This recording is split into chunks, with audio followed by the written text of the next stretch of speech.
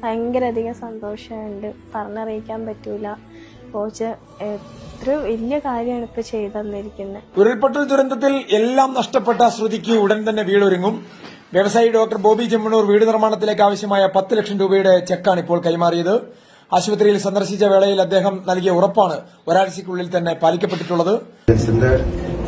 ഏറ്റവും വലിയൊരു ആഗ്രഹം ശ്രുതി സേഫായിട്ടൊരു വീട്ടില് അടച്ചുറപ്പുള്ള സ്ഥലത്ത് വീട് വെച്ച് തരാനുള്ള ഒരു ആഗ്രഹമുണ്ട്. അതാണ് നമുക്കൊക്കെ ചെയ്യാൻ പറ്റുന്നത്. പിന്നെ ഏട്ടനെ പോലെ കൂടെയുണ്ട്. ബോച്ച് ചെയ്ത വാക്ക് പാലിച്ചിരിക്കുകയാണ്.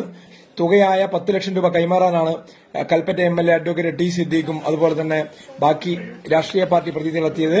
ശ്രുതി ഹായ്, എന്താണ് സുഖാണോ?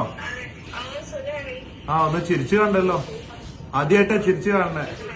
ഞാൻ ഹോസ്പിറ്റലിൽ വന്നപ്പോ ആകെ വല്ലാത്തൊരവസ്ഥയിലായിരുന്നല്ലോ. ഹോസ്പിറ്റലിൽ നിന്ന് ഇറങ്ങിയോ? നമ്മൾ പറഞ്ഞ പോലെ തന്നെ വന്ന് വീട് പണിയിച്ച് ഒക്കെ റെഡിയാക്കി താക്കോല് തരണമെന്ന് വിചാരിച്ച് അങ്ങനെയാണല്ലോ വാക്ക് പറഞ്ഞത്. ഏട്ടന്റെ സ്ഥാനത്ത് നിന്ന് ചെയ്യുമെന്നൊക്കെ പറഞ്ഞു. ഇപ്പൊ ഞാൻ ആ ഒരു 10 ലക്ഷത്തിന്റെ ചെക്ക് അങ്ങോട്ട് ഏൽപ്പിക്കുകയാണ്.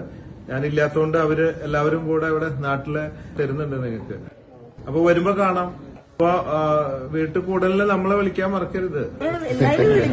വിളിക്കുമല്ലേ? നമ്മള് പിന്നെ പണിയിച്ചൊക്കെ തരാൻ നിൽക്കുമ്പോ ലേറ്റ് ആവും, മാസങ്ങളോളം എടുക്കും. അതാണ് പിന്നെ ചെക്കായിട്ട് ഏൽപ്പിക്കുക. അതിന് പകരം നിങ്ങൾക്കാകുമ്പോ നിങ്ങളുടെ ഇഷ്ടത്തിനനുസരിച്ച് വീട് സൗകര്യം പോലൊക്കെ പണിയാലോ. പിന്നെ നമ്മള് മുമ്പ് ഇതുപോലെ പലപ്പോഴും പല വീട് കൊടുക്കാന്ന് പറഞ്ഞിട്ടും നമ്മൾ ഈ സ്റ്റാഫുകളൊക്കെ ഏൽപ്പിച്ചിട്ട് 6-8 മാസമൊക്കെ എടുത്ത് വൈകി പോകും. അപ്പോഴേക്കും ആരെങ്കിലും സോഷ്യൽ മീഡിയയിൽ വന്ന് ബോച്ചയെ പറ്റിച്ചു വീട് തന്നോ ഇല്ലാന്നൊക്കെ പറയും. അങ്ങനത്തെ ഒരു അവസരം ഇല്ലാതിരിക്കാൻ ചെക്കായിട്ട് തന്നെ അങ്ങോട്ട് ഏൽപ്പിക്കുകയാണ്. പിന്നെ പറ്റാവുന്ന ആവശ്യങ്ങളൊക്കെ നമ്മൾ ചെയ്തു തരാൻ പറഞ്ഞാല് നമ്മുടെ ആൾക്കാരുണ്ട്. അന്ന് പറഞ്ഞ പോലെ ഏട്ടനായിട്ടുണ്ടാവും, ഏട്ടന്റെ സ്ഥാനത്തുണ്ടാവും. നമുക്ക് നഷ്ടപ്പെട്ടൊക്കെ നഷ്ടപ്പെട്ടു. ഞാനും എന്റെ ഫാദർ നഷ്ടപ്പെട്ടിട്ട് ഒരുപാട് കരഞ്ഞ് വിഷമിച്ചിരിക്കുന്ന ആളാണ്. അപ്പോ ഇതൊന്നും നമ്മുടെ കയ്യിലല്ല, പ്രകൃതിയുടെ ഭാഗമല്ലേ. ഇങ്ങനെ ഓരോരുത്തർ പോയിക്കൊണ്ടിരിക്കും, യാത്ര പറഞ്ഞുകൊണ്ടിരിക്കും. നമ്മള് അറിവിലൂടെ ധൈര്യത്തില് ശക്തമായിട്ട് മുമ്പോട്ട് പോവാം കേട്ടോ. ഇനി ഒരുപാട് കാര്യങ്ങൾ ചെയ്യാനുള്ളതാണ് ശ്രുതിക്ക്. ജീവിതം മുമ്പോട്ട് കെടുക്കുകയാണ് കേട്ടോ. പിന്നെ ജോലിയൊക്കെ ആയോ എന്താ അറിയില്ല, അല്ലെങ്കിൽ അത് പറഞ്ഞോളൂ, നമുക്ക് വേണ്ട കാര്യങ്ങൾ നോക്കാം. ഉള്ളത് കൊണ്ട് പറ്റാവുന്ന രീതിയിൽ നമുക്ക് സപ്പോർട്ട് ചെയ്യാം കേട്ടോ. കാലൊക്കെ റെഡിയായോ? കുറവുണ്ട് അല്ലേ? നടക്കാനൊന്നും കുഴപ്പമില്ല അല്ലേ? നടക്കാൻ ആയിട്ടില്ല അല്ലേ? ആ അമ്മയാണോ? അന്ന് ഉണ്ടായിരുന്നില്ല, അച്ഛനുണ്ടായിരുന്നല്ലേ? അമ്മേനെയും വരുമ്പോ കാണാം.